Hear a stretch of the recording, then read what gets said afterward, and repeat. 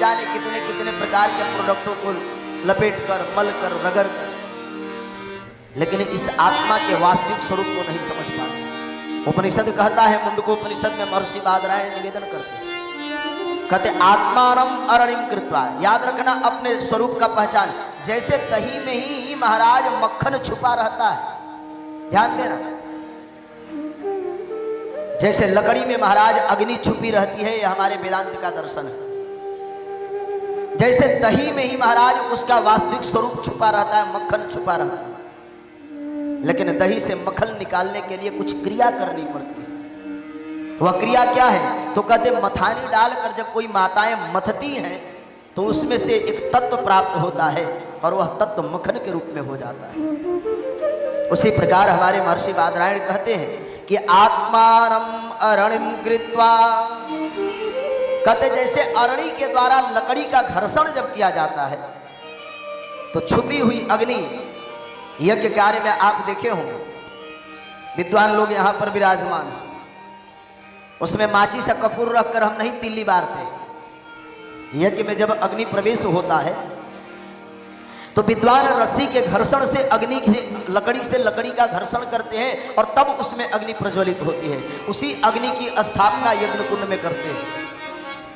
तो वास्तविक रूप में देखा जाए तो उस लकड़ी में अग्नि छुपी हुई रहती है, लेकिन उसे घर्षण की आवश्यकता पड़ती है।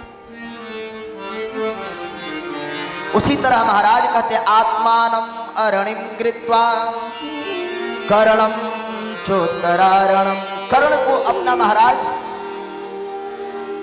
साधन बनाओ, माध्यम बनाओ, और ज्ञान निर्मंथन अध्यास, ज्ञान का मंथन करो, ज्ञान से मंथन करो।